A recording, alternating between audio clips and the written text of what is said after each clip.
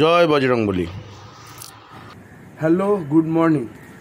আজকে আমরা অনেকটা বড় একটা ট্রিপে বেরিয়েছি। থাম্বনেল দেখে বুঝতেই পারছেন, হ্যাঁ শিলিগুড়ি যাচ্ছি। কারণ হলো ওখানে ঘুরতে যাওয়া আর নতুন জায়গা এক্সপ্লোর করা, এটাই আমাদের কাজ। কিন্তু এটা আমাদের সবথেকে বড় ট্রিপ এখনও পর্যন্ত, কারণ আমরা এর আগে পুরী অবধি গেছি। তো পুরী 500 কিলোমিটার, এটা প্রায় 600 প্লাস। তো সামনে রাস্তায় দেখা হবে, কিছু নতুন অভিজ্ঞতা নিয়ে আপনাদের সঙ্গে শেয়ার করব। সেই অভিজ্ঞতাগুলি আপনাদের কাছে তুলে ধরব। আমি রয়েছি বেলঘরিয়াতে, বেরোচ্ছি হনুমান মন্দিরের এখান থেকে। আর সঙ্গে রয়েছে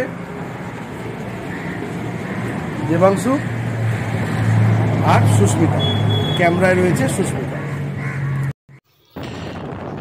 রোড খারাপ হওয়ার দরুন, মানে কৃষ্ণনগর রোড খারাপ হওয়ার দরুন আমরা বেরোচ্ছি হচ্ছে ওল্ড দিল্লি রোড দিয়ে, মানে যেটা চন্দননগর, রিষড়া, কোন্নগর এগুলো হয়ে যেগুলো যায়, ওল্ড দিল্লি রোড হয়ে আমরা বেরোচ্ছি। এখান থেকে নবদ্বীপ হয়ে আমরা কৃষ্ণনগর ঢুকবো। এদিকে রাস্তাটা একটু বেশি, কিন্তু রাস্তা খুব ভালো এবং পরিষ্কার পরিচ্ছন্ন, মানে এই রাস্তাতে কোনো প্রবলেম নেই, গাড়ি চালাতে পারেন নির্দ্বিধায়। কৃষ্ণনগরের ওপাশের রাস্তায় কাজ চলছে বলে আমরা এই রাস্তাটা ধরেছি।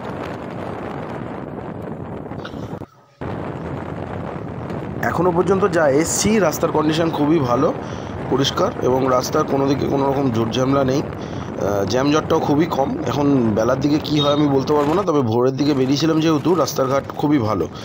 আর চারিপাশে খুব সুন্দর ক্ষেত এবং গ্রিনারি খুবই বেশি, সেহেতু খুব ভালো লাগে। রাস্তাঘাট পুরো কুয়াশায় ভর্তি।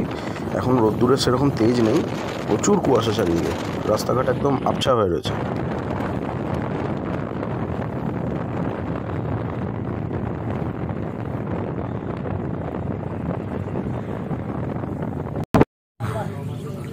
Good morning.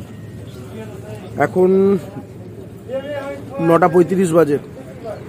সকালবেলা বেরোনো হয়েছে, এখন বহরমপুরের কাছাকাছি এসে গেছি, কিন্তু প্রচুর রাস্তা খারাপ থাকার জন্য টাইম লেগে গেছে। কৃষ্ণনগর ঢুকে দাঁড়াইনি, একদম ডাইরেক্ট চলে এসেছি। সামনেই এখন বহরমপুর, আর এখান থেকে খুব বেশি হলেই গোটা 20 কিলোমিটার, 10-20 কিলোমিটার হবে। তার আগে এখন ট্রি ব্রেকে দাঁড়িয়েছি, তো এখন চা খাওয়া হচ্ছে, সঙ্গে পরোটা বলে দিয়েছি, পরোটা হবে। ব্রেকফাস্টটা ছাড়ি, সেরে নিয়ে।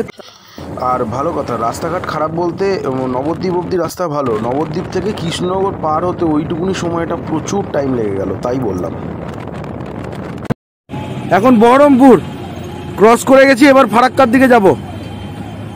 ফারাক্কার দিকে যাচ্ছি, ফারাক্কায় গিয়ে আপনাদেরকে ওখান থেকে ভিডিও করব। আবার ফারাক্কায় দাঁড়াতে তো দেবে না, কিন্তু ব্যারেজটা যতটা পারবো চেষ্টা করব যে ভিডিওটা তোলার।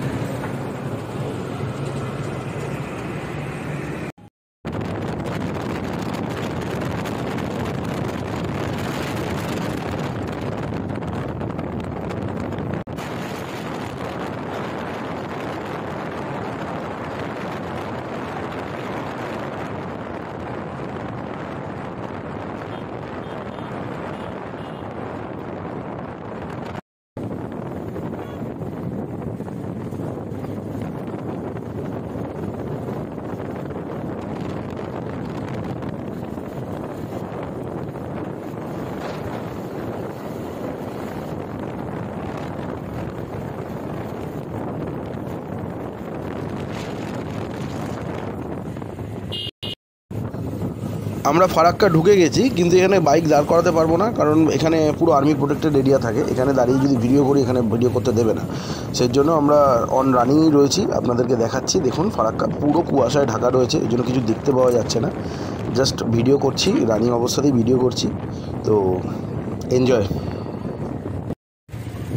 ফারাক্কা আইলেই মনে হয় যেন আমরা নর্থ বেঙ্গলে এবার যাচ্ছি, কারণ ফারাক্কাটা এমন একটা জায়গা যেখানটায় আসলেই মনে হয় যায়, মানে মনটা খুব খুশি হয়ে যায়।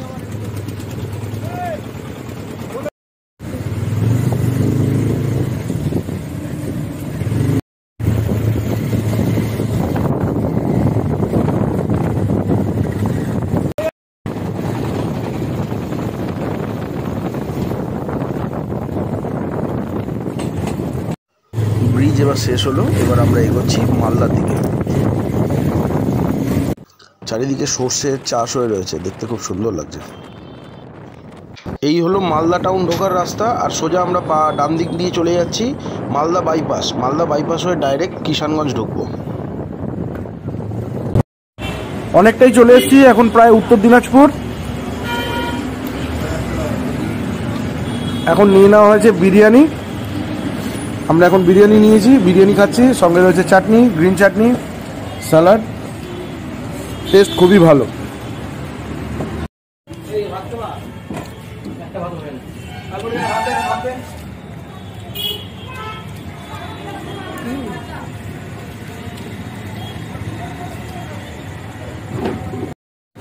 কেমন? খেতে খুব ভালো। আমরা এখন পার করছি ইসলামপুর। ইসলামপুরের রোডের ওপরেই পড়ে এই মসজিদটি, খুব সুন্দর দেখতে, বিশাল বড়।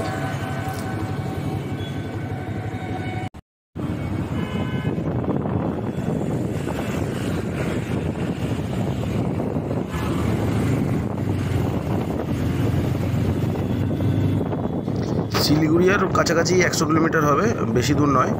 আর সন্ধ্যেটাও নেমে আসছে, বিকেল একদমই হয়ে গেছে, হয়তো আর ভিডিও করা হবে না। তো চলুন আগে দেখা করছি, সামনে দেখা হচ্ছে। চা ভালো হয়েছে? চিনি নেই? চিনি আছে হালকা। হ্যালো, এখন বাগডোগরার কাছাকাছি এসে গেছি, আর একটুখানি বাকি আছে। নেওয়া হয়েছে চা, আর এখন মোমো আসছে, মোমো নেবো।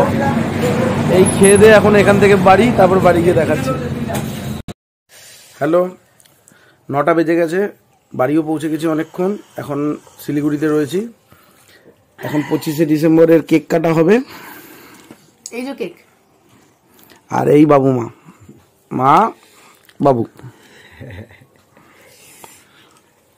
চলো, কালকে সকালবেলা বেরোনো হবে, কালকে দেখা হচ্ছে। আমাদের ফ্যামিলির সকল বন্ধুদের জানাই মেরি ক্রিসমাস। আমরাও সবাই বাড়িতে কেক কাটছি, আপনারাও সবাই কেক কাটুন এবং খান। Happy Christmas.